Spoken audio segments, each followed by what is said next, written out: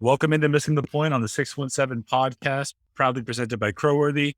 It's your boy, Rayshawn Buchanan, along with your host for this evening, Michael Marcangelo. I don't want to confuse people. I'm Mike. You're Ray. No, as that we sound a lot alike, but today what we're talking about is the Celtics Yeah, I seen the offseason YouTube. We so look far. alike too, so it's okay. Yeah. I mean, we're pretty much twins. So what we're talking about today is the Celtics offseason so far, the draft. A couple of key topics. Does Aaron Nesmith make it to training camp or make it through training camp? What do they do with the Fournier TPE? And then we need to talk about the Jaylen Brown, Bradley Beal rumor that's going around, and basically just the utter fucking disrespect that Jaylen Brown's getting from Celtics Nation, which is disgusting. But I think we'll start with the draft with their lone pick in the 2022 draft. The Celtics selected J.D. Davison, the rookie from Alabama, another guard. So what were your initial thoughts of the pick? Is it a good move? And give me your thoughts, Ray. So I was surprised he fell that far. I thought that he would be maybe a late first rounder, early, second round. I had seen some tape from him out of high school, and I was like, okay, like he's a bit raw, but athletically he's there. And you see, I mean, you might have seen the tape. I know Alabama showed the tape already. Celtics showed some highlights to him. Tomas Korleski, who's a big Celtics fan, he shared his video of J.D. Davison. So yeah, I mean, I like the pick. He's super athletic. He reminds me of a little smaller Romeo Langford. Now, I know some people will listen to this. Well, Romeo didn't do much. Well, Romeo didn't do much because he was hurt. But when Romeo was healthy, he played great defense, was somewhat decent on offense, was trying to get better offensively. But no, I like the pick of J.D. Davison. I love the dunk that he dunked on the whole family of Walker Kessler, who was considered to be the best center in this draft. He went in the mid to late first round. But yeah, that dunk at him, I was like, oh, I'm sold as a fan. I'm excited to see him in the summer league, and I'm hoping that he makes the roster, not on a two-way, but actually makes the roster so we can see him, all season long. So yeah, I was pleased with the pick. Like I said, I didn't think he would go, that far, or yeah, he would be there. But yeah, kudos to Brad for them drafting, in my mind, the best player available at that time, and we'll see how they develop him. So is that what it was? Do you think was it the best player available at that time? Because it would feel like it, based on what we saw, in the playoffs and definitely in the finals. We need help from wing, and I know that we're not expecting this person to come in and make an impact, a big impact next year, but that's kind of what we need, don't we? So were you surprised that they went with the guard and they didn't go more of the forward? Well, no, we know Brad loves guard. Like, Love hey, love guard. So that's not, you gotta think about Rozier. Smart was his first. I think Smart was his first. Well, no, Kelly Lynn was his first pick, but yeah, like Smart, Rozier, James Young, Jesus. So I would not disrespect Celtics fans ears that listen to this by bringing up James Young and an extensive. No, I'm not doing it. He was awful. But that's just what they do. That's what they do here. They bring in guards. Some pan out, some have it right. So yeah, I think that there was a kid from LSU. I think his name was Tari Eason. I feel I may be saying that wrong, but I do know I know his name was Tari. And he went 17. And I was like, whoa. I'm like, time out. Like, he went this fucking early. So I was just like, then again, I was hoping, okay, do we trade up with Golden State at 28 to get something? Do we trade up but I'm like, I just feel like they wasn't going to trade with us after playing with us in the finals. Miami and other teams weren't going to trade with us. And Miami had a 27th pick, but I'm like, Pat Riley would rather, hug it out with, someone from the New York Knicks organization. He probably would hug it out with James Dolan before trading something to the Boston Celtics. I get it. Cool. Fine. I live with that. I was hoping they traded up, but fine. I'm cool with that. Like I said, I just think it just happened to be he was the guy that was there. I feel like they had other guys on the board, but once again, when you're picking it that late in the draft, it really is a crapshoot. So I just didn't say, you know what? We see him play all the time. We've had guys scout him. He has a good handle. He's really good to pick and roll. He's someone that once he gets to the rim really easily. Now, yes, it's the NBA. He's not going to get to the rim, a la Derrick Rose or even, John Morant, as we've seen early on in their careers. But like I said, I think he could get there pretty easily once he gets a little bit stronger. Once he improves the handle a little bit more. Now, on the flip side, to be a bit negative, not even negative, but just to give him a critique. The reason why he fits in with the Celtics team right away, he turns the ball over. He fits right in. He fits right in with what we are looking to do offensively. He turns the ball over. So, but I think that's because he had the ball in his hand a lot. He had to be the primary playmaker. So that to me is really where he has to improve. But then again, he fits right in because that's what they have to do as a whole team is improve with their ball handling and their playmaking, decisions. But I'm really excited about the next guy you're going to bring up. That kid out of Purdue, Trevion Williams, man. He that dude. I don't know if you got a chance to watch tape of him at all. I know me and DK shared it in the in our group. Whew. Did you take a look at that? But if so, Yeah. what you think? Yeah, I sure did. I sure did. I think, yeah, we need forwards. We also need to figure out a replacement for Al. And I think that what is this guy? He's like a Rob Williams. He's 6'9", 265 as a center. Yeah, ridiculous. Yeah, and 12 points a game. I think like 7-ish rebounds a game in college. And he's averaging almost a steal and a block a game. You get that and you pair it. Imagine if you have him and Time Lord on the court at the same time. Like who's going to push the paint with you? No one. Yeah, I mean, so I think some people will listen to this and say, "Well, you guys are putting too much stock into him." Cool, that means you didn't watch the tape. Fine, I got you, no problem. He played with a top 5 pick in Jaden Ivey this year that went to Detroit, right? His passing skills are elite already. He is his passing skills, his IQ to see the floor is already NBA ready. If you say otherwise, I want to know, what enhancements you're taking in your house. I want to know. He, as a passer, this dude is NBA ready already. If you remember, there was a guy that we had on the team a few years ago. He had been through some teams. Gray Monroe. Gray Monroe was the number 7 pick in the 2010 draft. Once again, we could fact check that later on, but he was the number 7 pick in the 2010 draft. And it kind of shows how much the league has changed in 12 years because his game is similar to Gray Monroe. And had he came out then, he easily would have been a top 10 pick because, you had Gray Monroe, you had Boogie Cousins that came out that year. You had guys that were big and built like him that can move. Right. But obviously, he's a bit slow, which is why I think he went undrafted. But listen, the way he could pass, he has a post game. So DK, when you hear this, brother, listen, you showed us the tape in your in our group chat. You're going to be excited with his post game. Is it a little awkward? Sure, but he finishes with the jump hook. He has a little baby hook shot there. And he has the ability to hit some threes. And if you're going to learn from Al Horford how to shoot a 3, like that's going to be very good for his game. So, defensively still has a long way to go, which is once again why I think he went. I think he could be attacked in the pick and roll. He could be attacked if he's going to be, switching on to somebody. He's going to have to really learn how to hedge a player and then come back and recover to his man.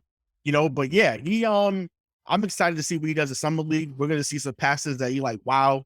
Like I said, Gray Monroe to me is his comparison. You would hope his ceiling would be someone like a Boogie Cousins.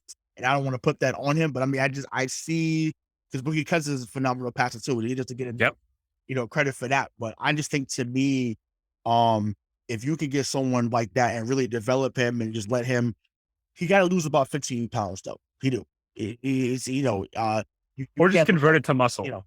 Sure. Yeah, sure. Yeah. Convert it to muscle. Don't look like me out there at the YMCA.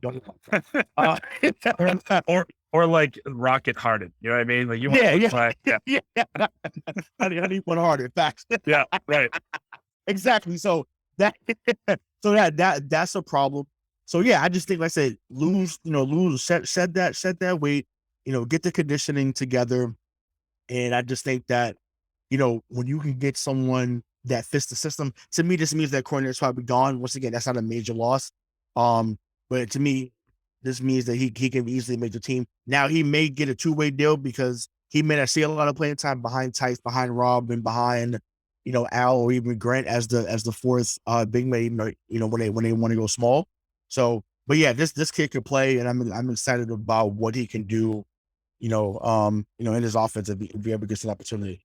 I mean, he's no slouch, right? I think he's one of 3 Big Ten players in the last 30 years with at least 1,400 points, 900 rebounds, and 225 career assists. Wow. Him, Wow. I didn't know that. Wow. Yeah. Draymond Green, and Ethan Happ. Now I don't know Ethan, but I know Draymond. Draymond just dropped the basketball all over our chin for the last 3 games of that NBA Finals. So if he can if this guy can do or be in the league for as long as him and have as good of a career, I think that's an absolute steal. And it's funny. As much as I can't stand him, Draymond's a hell of a passer too. So maybe it's just something about the Big Ten. I mean, Draymond's not the big man. He's only 6'7", but yeah, it's just tough there. Like I said, he had a lot of practice at passing Jaden Ivey and some other guys that played there. So yeah, like I said, once again, I'm super excited that they saw him and said, okay, cool. Let's bring him here. And then obviously they have one more guy. I think it's Fiondu Kabangali. He's been in the league already though. I think he played he's had a stint with the Clippers. But I know he won a G League championship with the Vipers. I forget what their first name is, but I know the last name is Viper. So kind of reminds me of Yabusele, which is not a great thing because Yabusele wasn't great here, but when Yabusele had good moments, that's what he reminds me of. And I think that's what Brad saw too. So maybe, he's a little smaller than Yabusele weight wise, obviously, but yeah, I think he's someone that's going to have fun out there. He's going to have, someone that the ball doesn't stick to him, and he's also he can get a bucket. So once again, these 3 guys have a big chance to prove themselves, in summer league. So I'm excited to see how Kabangali does. I'm excited to see how Trey does, and I'm excited to see what JD does. So to me, they're all decent additions. Now it's a matter of just seeing how they will fit in the summer league roster, and then obviously getting a bigger chance to see them on a larger scale come training camp in September. Yeah. I'm always fascinated by your take on summer league, right? Because I think when you watch the highlights or you actually watch games, you do see the talent that these players have, and then that is not necessarily able to be showcased on their squads during the regular season.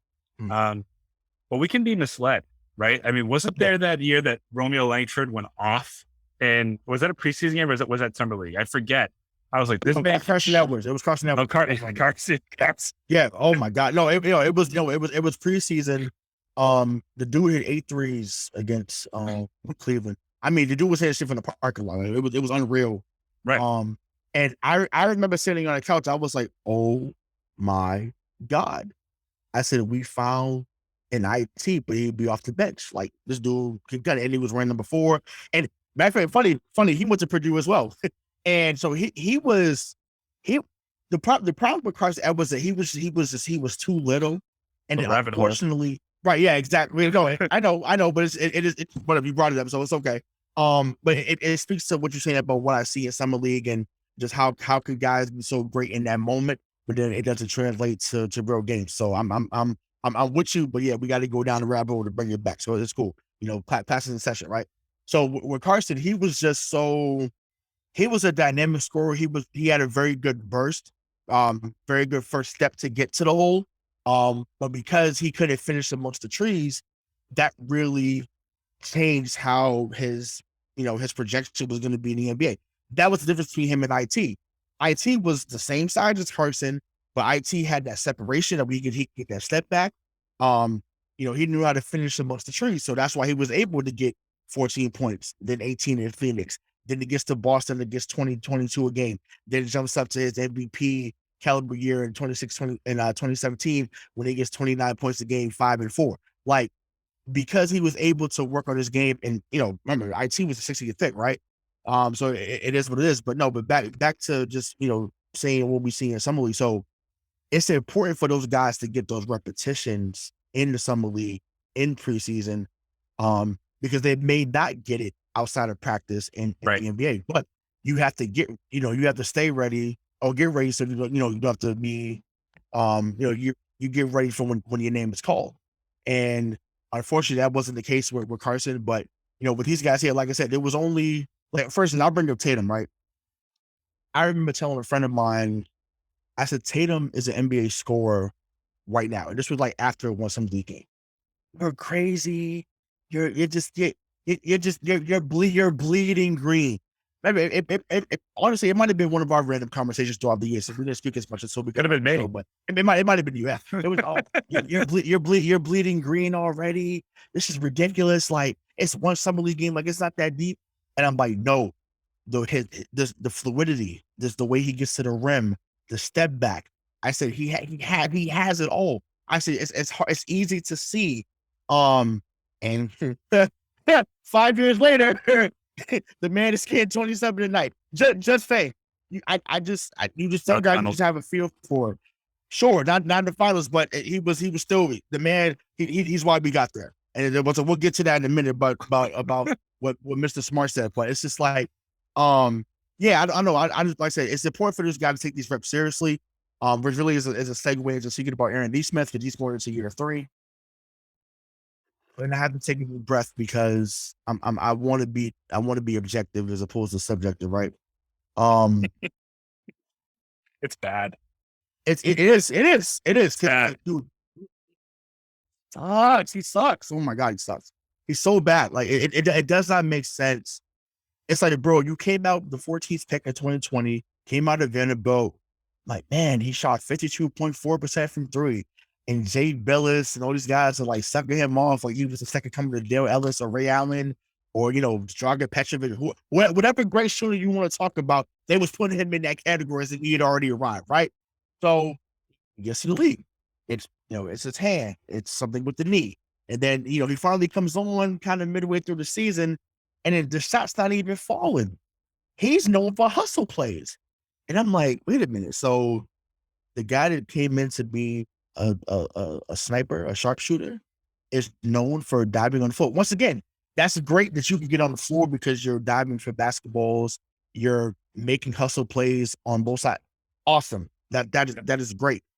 But if that skill that you came in with that you're supposed to be elite at is not becoming transferable, then that is an issue. And once again, I know there's some of you that's going to listen to this show once we post this clip probably and say, well, Grant Williams did this thing too, blah, blah, blah, blah. There were still moments that Grant Williams had in his first 2 seasons that you said, you know what, we can get there. Now, did we both want him gone? Absolutely. Absolutely. I don't see the path for Nesmith because once again, you can still point the games that Grant had and you're like, okay, you know what, if he plays like this, got something. Right? Because he clearly was the guy that they ended up keeping. They had 4 picks in the 2019 draft. He's the only one that's left. Carson's gone. Tremont Waters, please. But I'm like, and then, like they're all, Romeo's gone. So it's just like, come on. But yeah, to me, Nesmith, man, it really is put up or shut up time. This is year 3. And my thing is, I just want to see, just shoot the ball with confidence, bro. Let that thing fly. Don't look to pass it. Don't look to be a playmaker. Fuck all that. As soon as they find you in the corner, shoot the J. They can shut up Dave Chappelle, but shoot the J. Please shoot it. Because I'm just like, you got to be out there. So I'm with you, right? Like he needs to be more confident. He needs to do what he did in college. But the drop off from year 1 is pretty noticeable. I mean, when you think about just the playoff appearances, right? I mean, in his rookie year, that was the bubble, right? Yeah. That was the bubble season. He was averaging 15 minutes a game in the playoffs, 5 games played. And I think like 3 points a game. This year, in 15 games, he averaged 3 minutes and less than a point per game. So you're not making shots, and then you're getting cooked. Shout out to Adrian Broner. You're getting cooked on defense. You remember that video? Bro, I can't lie. I'm getting cooked, man. Like that's what's going on when Aaron Nesmith every time he's out there, bro. He's getting cooked. That's a problem. He's on the grill every time. It's funny because we're about to celebrate July 4th. He's on the grill every single time. And that's a problem. That's a problem. Like It's like, bro, like you can't move your feet. And listen, I met him in person. You know, everyone knows that listen to the show. I work at TD Garden. He's every bit of 6'7". Don't tell me you should be able to guard your yard, bro. That's something they say in the NBA all the time. Guard your yard, guard your position. And the fact that he continuously gets cooked unless he's diving for a basketball or taking a charge, it's like, bro, like what is, just pick one or two things that you're good at and then build off that. And that has not happened. You know, so I'm like, to me, it's troublesome because it's like, bro, the guy they had is 30, Desmond Bane, you trade to Memphis, and he's going fucking bananas in Memphis. Now, once again, he's had more opportunities in Memphis. I get that. So once again, for those that want to jump down my throat, cool. We thank you for listening. But I'm just saying, it's a discrepancy that I'm just like, yo. Now, is it the Celtics development this guy have, or is it the player? To me, it's really a mix of both. But you know, I don't know what your thoughts is on that. But to me, I'm like, something's gotta give, like, immediately. Well, I mean, it feels like over the last 15 years, the Celtics have done a pretty good job of developing their first round picks, right? Mhm. I mean, so I do think that it's a confidence thing, but it's not only just in him. It feels like Ime is no longer confident in him, and it didn't take a long time for that to happen. I think midway through the year, we did see that whether it was him or Pritchard, their minutes were greatly reduced as compared to what they were last year with Brad. Right. And they had to earn them. One did, one didn't. Right. So with everything that we've seen here, I guess, is there a world in which you think that that we could trade him and actually get something for him or package him in a deal? Because if what you think or what you said is true, he's not going to shine here. And Yeah, I think no. I think but is there a real market for him as maybe this great college player, not a lot of time here in Boston, but you can redevelop him? Listen, I don't care if it's for a bag of M&M peanuts. Let him go. It's fine. And you'll appreciate this analogy. Craig will appreciate this one when he chops it up at the end. He has become one to kill Harry. Well, he could block. Well, it's funny. They actually both can block shots. They both can block, which is funny. And Aaron should have blocked a few shots. So that's pretty funny. So my analogy really does work. It's time. It's time. He has become the killer Harry on this team. Remember, you know, we had high hopes about the kill too. And by game 8, we noticed, hey, buddy, it's time. It's time to go. It's time. So, hey, listen. Well, I mean, Ray, I would have more confidence. I would have more confidence in Stevie Wonder drafting a wide receiver in the first round over Bill Belichick. Yeah. So like we can't compare Kill Harry. Take that as your quote, Craig. Yeah. And facts. However, what I will say is it does feel like based off the draft this year and who they have in the tank, we know that Tatum, Jaylen, they're not going anywhere for a long time. You run the risk of devaluing his trade potential, his trade potential by bringing him out there this year and having him get worse than he was last year, right? Because this is really it, right? And I hope that they're stressing that to him, but it is it. Once again, remember last year, right? Grant Williams think it was some league. We was like, oh, what the fuck is he doing? Like, but hey, to Grant's credit, Grant came out firing literally and had a great turnaround. Cool, fine. I don't see that happening. Now, granted, it finally got confirmed today that he's going to be on the roster meeting Nesmith. So it's like, bro, this is it, bro, and that's insane. Every time touch the ball, either drive, or you shoot. Do not kick to your left. Do not kick to your right. Do not kick in front of you. Go to the basket. Drive that trade value all the way up. Okay, all the way up. Shout out to Fat Joe. All the way up. I need that. Please. I mean, you're giving all your fans shout outs today. I love it. I love it. Can I just ask you a question? How does somebody that was averaging 54% from 3 in college all of a sudden become allergic to scoring in the NBA? It's a confidence thing. And I mean, you know, I made my jokes. We made jokes like just all like, you know, if we give our actual analysis, because that's what we do great here, you know, better than most in my opinion. I just think that, yeah, his confidence is what really hasn't been there. And he had some of it, like, Bobby would tell you, like, Bobby was in that San Antonio game when Tatum had 60. Nesmith really is someone that sparked that comeback that game, right? Yep. Hitting threes. What do you know? He hit a few fucking threes and they went on a run. What do you know? Just had to get that out there.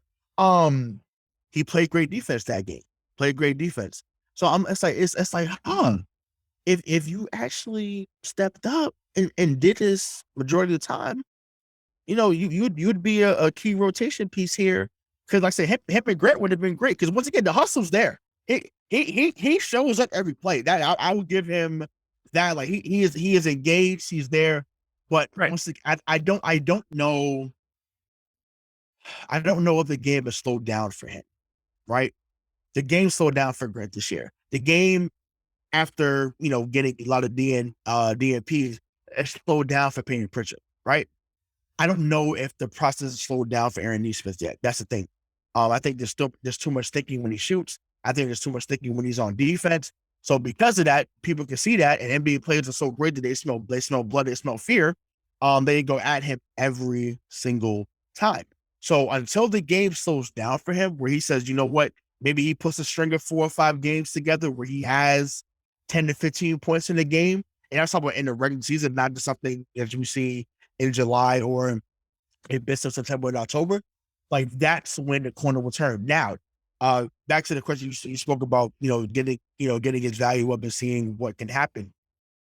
To me, and it pains me to say this because obviously we just beat them in the playoffs, but I actually think he'd be great in Miami.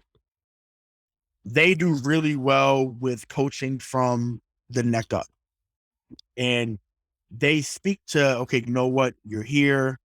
You're a part of the Heat culture. You're someone that's going to contribute positively to our success on and off the court. So because they do that from day one, I know that I was out there. Like I've seen just how different things they do in the community. Like they really are a first class organization. Outside of stuff excuse me, can't stand. But that's just me being a hater. But to me, I think he would do really good out there. And if they just want to give a second round pick, hey, I take it. Thank you. And a bag of M&Ms, right? And a bag of M&Ms, got to be peanut though. But yeah, take it. Well, when we come back from this short break, we will talk about the TPE, and we will also talk about the utter disrespect that Jaylen Brown's being shown by Celtics fans right after a word from our sponsors.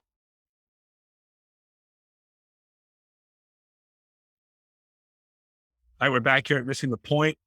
So, Ray, the Boston Celtics once again have the NBA's largest traded player exception. This time around, right, I think it's 17.2 million for 17.1, yep. Yeah, 17. Yeah, for the Evan Fournier signing trades and Knicks.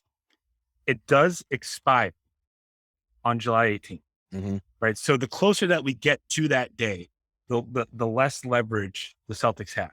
Right. So who do you think would be the best fit or the best use of that money? Because I think the number one overall assumption out there was DeJounte Murray from the Spurs, who now is now a member of the Atlanta Hawks. I think the Hawks traded two first rounds and Danilo Gallinari. They wanted Danilo Gallinari. He could shoot. Sure, but this is not 2011 Danilo Gallinari that was smoking people in Denver. This is not that guy.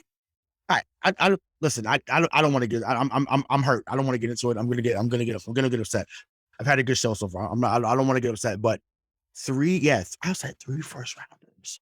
Danilo Gallinari. I said wow. That is something. That is something. And like I said, he was a favorite last year. Yeah. No, I like him. Dejounte Murray would have been a problem here.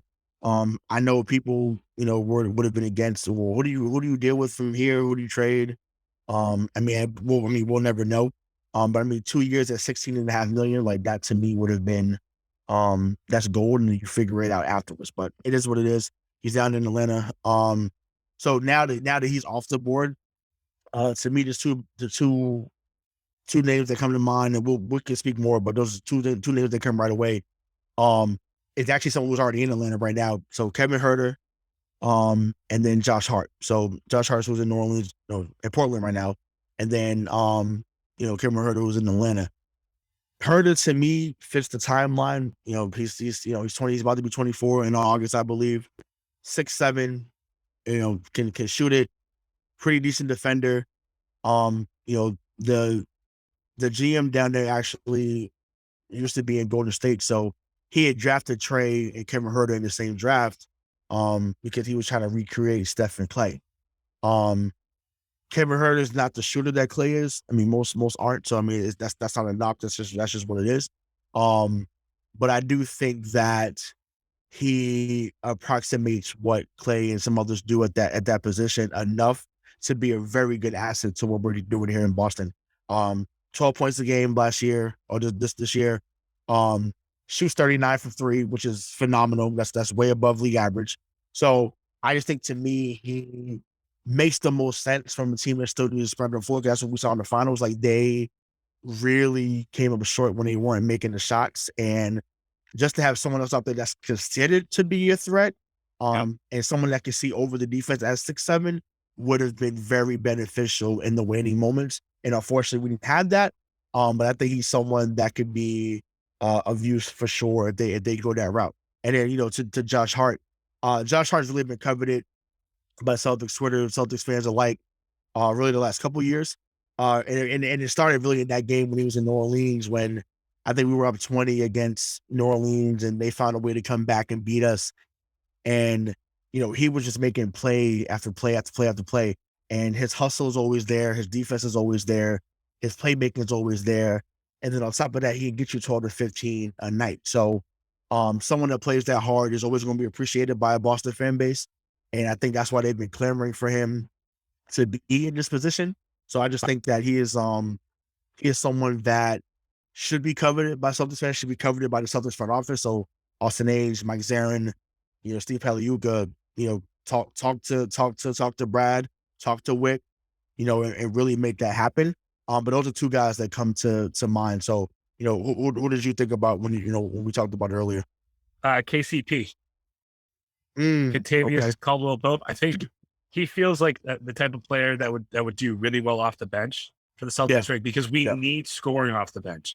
Right. I know that, and he's also, I think he's, you would know more than me, but based on on how many times that I've seen him play, he's a pretty good defender too. Now, he's not long, but he's good. And I think he was averaging, I think this is one of his best years in the most in like the last 5, when he was averaging just over 13 points a game. You can do that off the bench. Right. I think that would be one of my picks, because I also have an oddball scenario. I know that it would be odd, like really weird, but what if they used Evan Fournier's TPE to get Evan Fournier back? He's just not a fit anymore. And you have to do it by the day that this show airs, June 30th, because on July 1st, his salary becomes too much to fit into that exception. But he could score off the bench. Yeah, I mean, he has some decent moments. I remember a game he had like 8 or 9 threes in a row. Like he had some okay moments. Definitely got to KD's face. I remember that in the playoffs. Like, he was the only one that was not scared in that playoff series last year, or 2 years ago against Brooklyn. Like, so I appreciate that, honestly. But he's also someone that was not a great defender. But yeah, can he get you 16 a night off the bench? Yeah, but he had a really poor season in New York, so I'm not really I'm not going to hold that. Like I said, I was happier about it when it happened 2 years ago than I would be now if he came back. But then again, he wouldn't be starting. He was starting. Like I said, that's right. I mean, we really got to do a deep dive of how bad that roster was put together in 2020, 2021.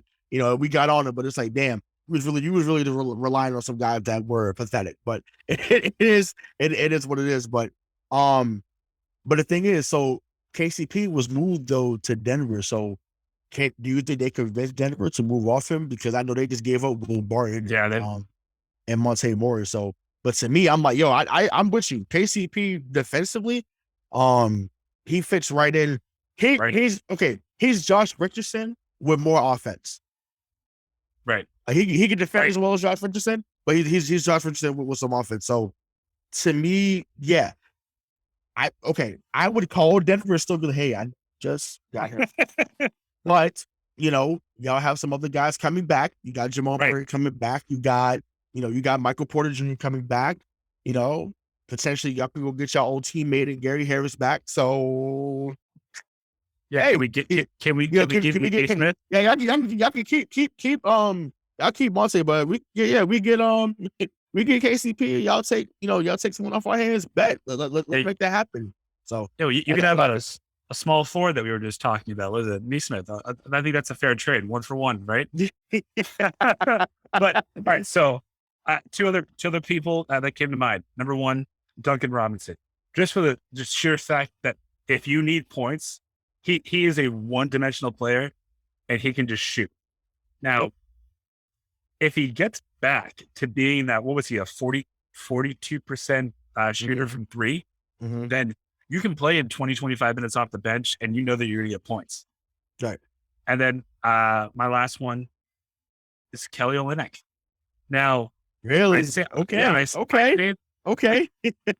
If we think because we have so much pull with the Celtics organization, but if Boston thinks that they can land or get a wing with using like the mid-level exception, then why not bring in why not bring Kelly back?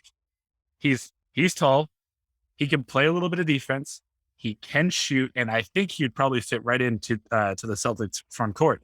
Like, he is a goofier looking and skilled Al Horford. He can shoot, he can run. I like Al better, but I mean, and by the way, his contract is what? I think it's like 12 mil, like 12.4. Yeah. I know it's probably not going to be met with much fanfare, but what do you think about that? So, surprise. I mean, that's not completely far-fetched. That's not the name I expected to hear on the show was Kelly Olynyk, to be honest with you. I think that Brad has already had a showing of bringing back guys that he had, obviously. So obviously, I think the name that people talk about, Jay Crowder, we can speak about in a second, but out of the two you just named, I'd probably rather Duncan Robinson still. Now, neither one of them are great defensively. Obviously, Kelly Olynyk is taller, so he's going to have a moment where he can probably get, have a little bit better defense than Duncan. But, Duncan Robinson runs off screens really well. Once again, I'm not the biggest fan. Like I said, I've spent time bashing him, so I'm not going to sit here and make it seem like, he's going to turn into, Ray Allen 2.0, because that's not what I believe. But once again, can you get 12 points a game from him if he's shooting at that 42% clip? Sure. Or even if it's at 39%, like we talked about with Kevin Durant, like that to me would be doable. The only thing is, I just can't see Spoelstra and them saying, okay, cool, we're going to give him to Boston. Even though he's a New England guy, I know he's up for, he went to Maine. I just can't see that happening. It would be cool, but I just don't envision. But it also fits the narrative that you and I were just talking about before. It's right. You thought that Aaron Nesmith would do better in Miami. That's a perfect place for him. Yeah. So let's make it happen. We'll take. Yeah, because I can't believe he felt. Yeah, but it's really wild. Like, I mean, we talked about that a little bit on some previous shows, but it's amazing to me how he fell out of favor there in Miami, and it's because, once again, they teach defense just like how we teach defense here in Boston, but they teach defense. As soon as you shake the commissioner's hand, it's you got to be ready to defend. Like in the parking lot, you got to be ready to defend out there. So I think that his shooting did outweigh his poor defense. So that's why they had Max Strus out there. That's why they had Caleb Martin out there. And ended up getting Oladipo and some others out there in Miami. So yeah, if you feel that the reclamation project is no longer working and you feel that the contract no longer justified the means, which I wholeheartedly agree. Yeah. Once again, I don't love the 18 or 16 million that he's getting. I don't love it for either him or Davis Bertans, even though I was a Bertans supporter in the 2021 trade deadline. But yeah, I mean, we'll see. But like I said, the biggest thing really is shooting at the wing position, to give Tatum and Brown a break and not have to play 40, 41 minutes in the game, because the rotation needs to be a little bit longer, only for the regular season. Right. I want to put that caveat. Only in the regular season should their minutes be between 30 to 34? Yes, you're going to have games you go in overtime, games when, I get that. But as much as possible, 30 to 34. That's the sweet spot. And then someone like Al Horford should be 20 to 25. That's what that should be. And Ime knows that because Ime followed and was under Pop for years. Tim Duncan's career lasted 10 years longer than it maybe could have because he started load managing early on. So by the time they beat Miami in 2014, Tim Duncan was able to play 30, 35 minutes because, they was always rested. So Right. To me, they played the long game and it worked. And I feel like they should do the same thing, here. But, I brought up the name a few moments ago and I saw the report, I think, from Sean Devaney. I forget who reports, so I think it's with Bleacher Report, but he had mentioned Jay Crowder being a person of interest for the Celtics. So, what are your thoughts about Jay Crowder coming back in the Celtics uniform if that was the case? Yeah. All right. So just over $10 million, right? The problem that I see with him now is when he was here, we loved him because he was like a better, now this is not accurate in terms of his basketball skill, but for me watching, it was like a more athletic Walter Mercado, right? You put him in the corner, he's gonna hit a three. Like he was just gonna hit them. It was fun to watch. You really you loved to love him. But then he goes Utah, right? That when he left here, Mm-hmm. he forgot how to Phoenix and Miami. Yep. and he forgot how to shoot. It feels like he forgot how to shoot. Yeah. So if you're going to use this exception to get points, like here's what you need to do. I think the Celtics need to figure this out. What do we want out of this? Do we want a borderline starter who is well-rounded and plays defense? He can get you 10 to 12 points. Mm-hmm. Or do you just want someone that at any time could walk out there and shoot 42% from three because they need points off the bench? That was the biggest area of opportunity for them in the postseason. Listen, they're starting five. They're going to handle themselves. They're going to play defense and they're also going to score some points.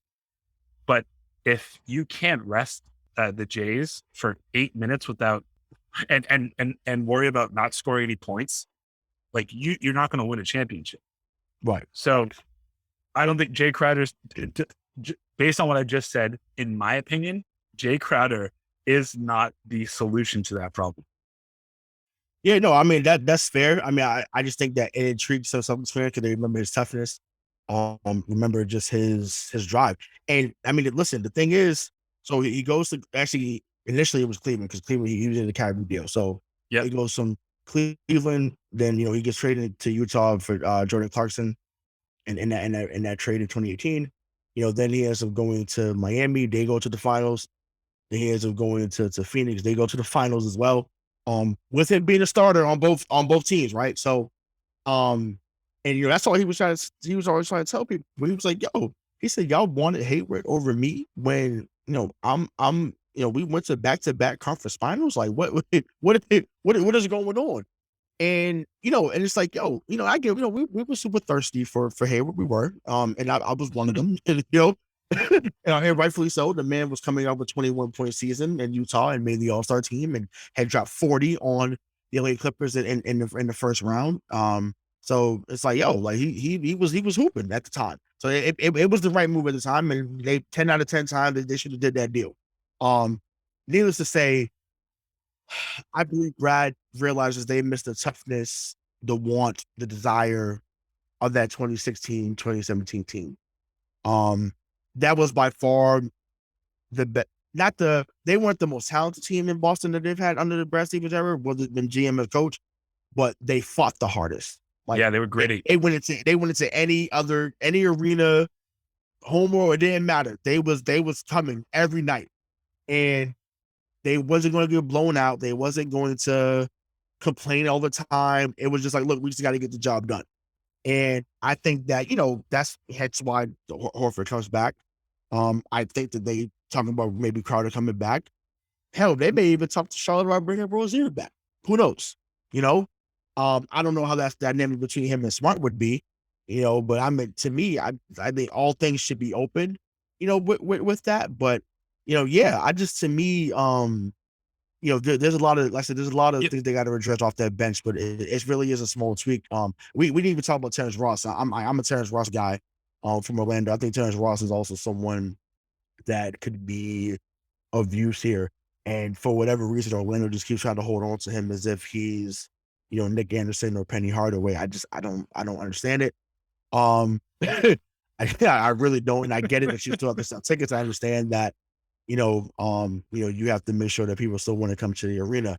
I have been to the Amway Arena. It is a beautiful arena. Those fans down there are going to show up regardless because there's nothing else to do in Orlando outside of this. So, Right. so they're going to show up. The one thing that I would just say about the Jay Crowder part is that, like, you're not getting 13 point a game Jay Crowder that you were in 2015, 2016, 2017. Yeah. Like, you're getting 9 points a game, sub 40% field goal percentage, sub 40% 3-point percentage. Is that maybe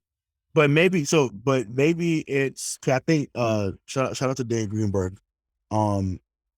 Maybe Jay Crowder would do what Josh Richardson did last year, right? So remember, Josh Richardson was kind of shaky offensively too.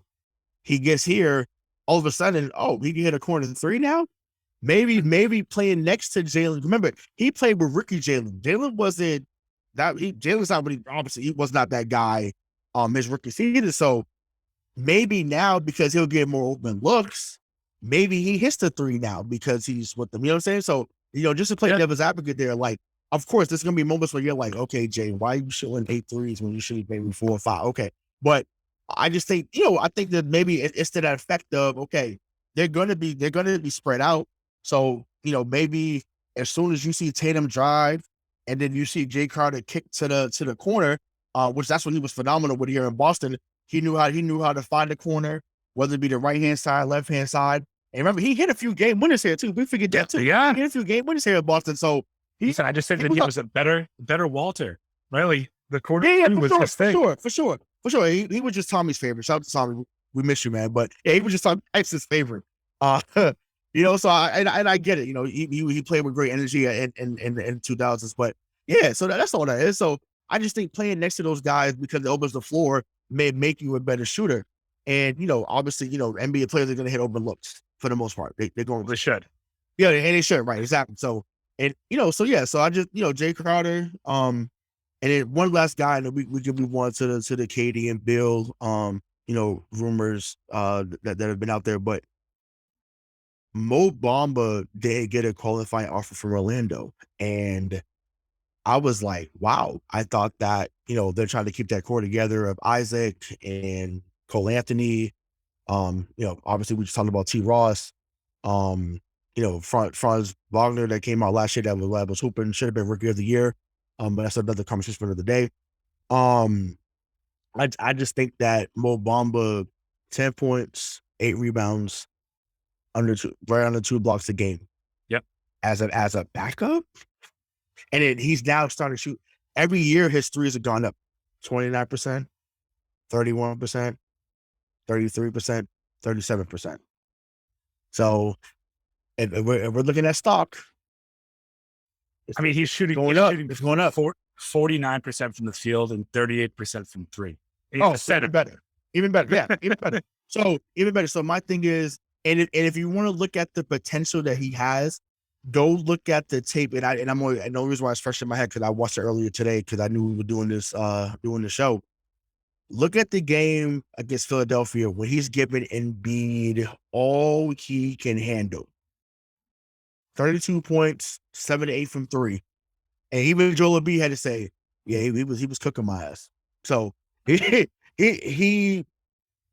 knew he was going to be, I felt what I knew. I felt that he was going to be special coming out of Texas.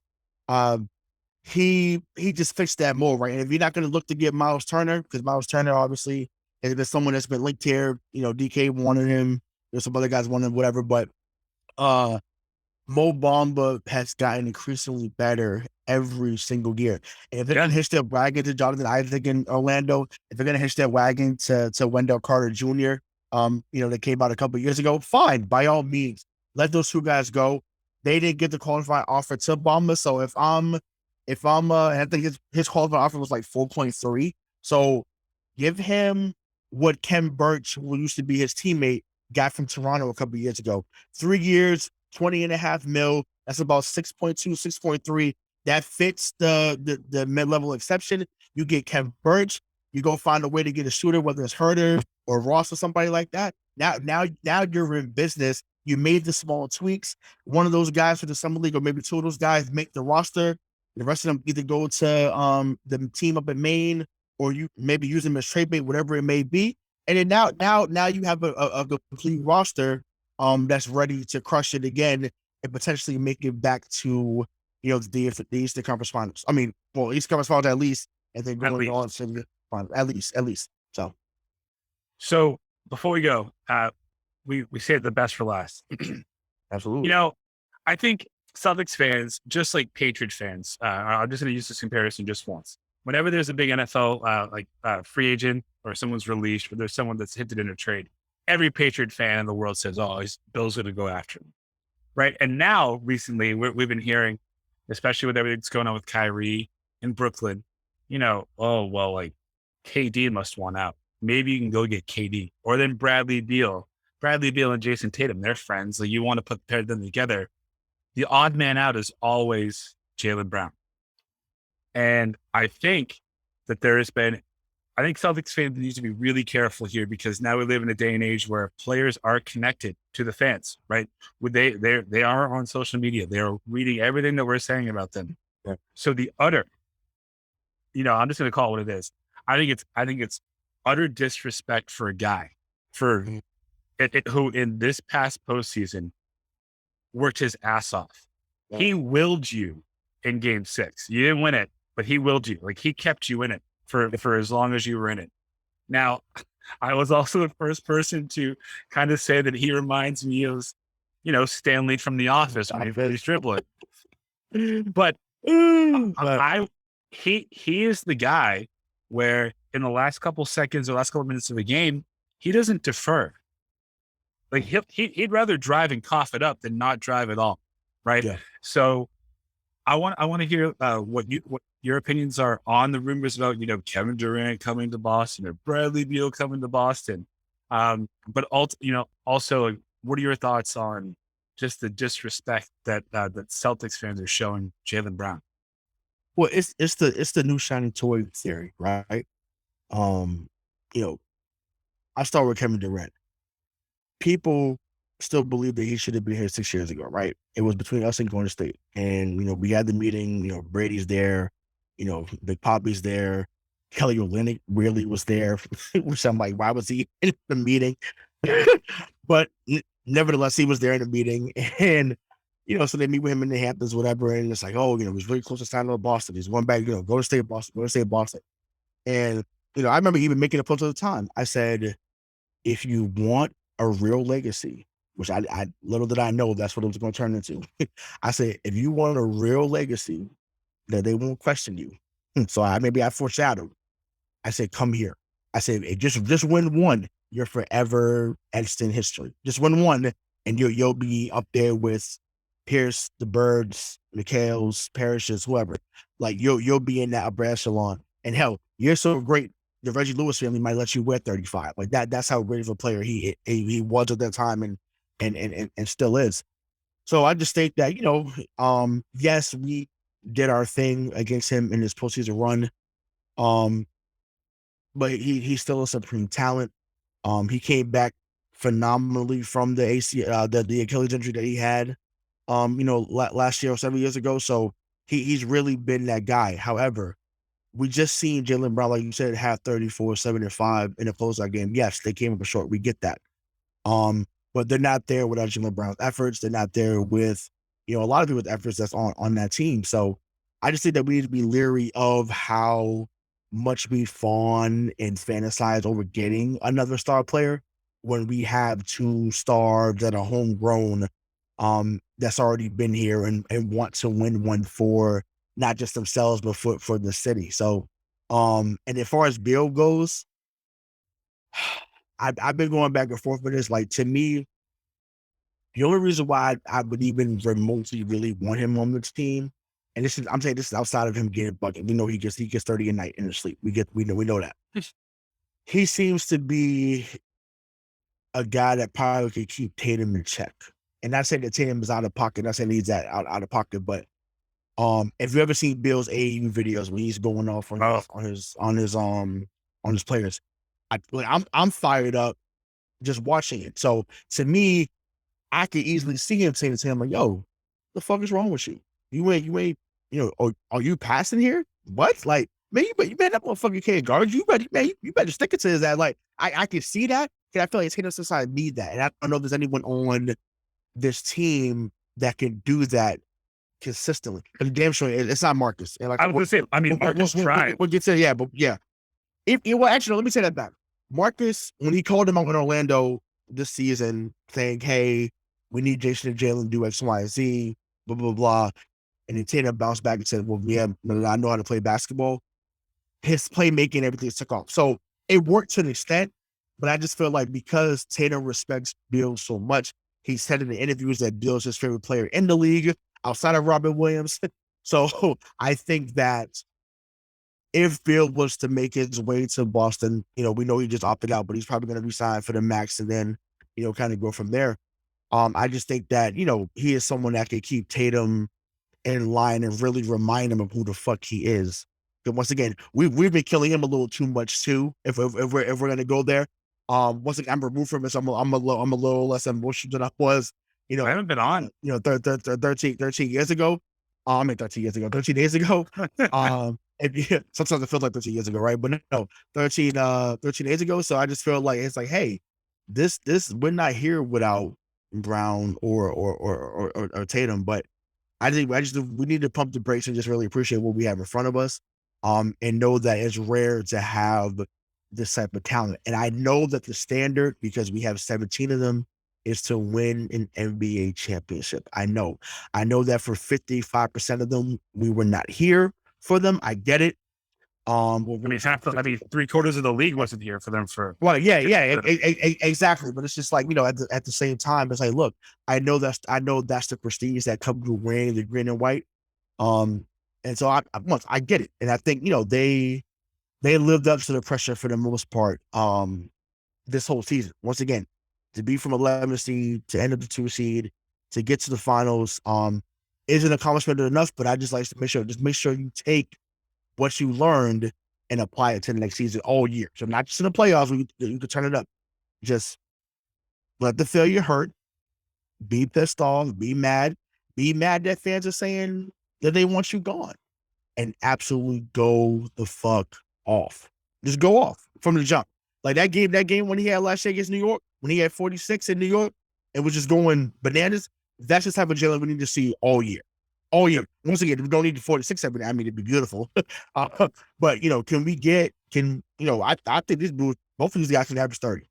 And to me, that's not far-fetched. I think both of these guys can average 30.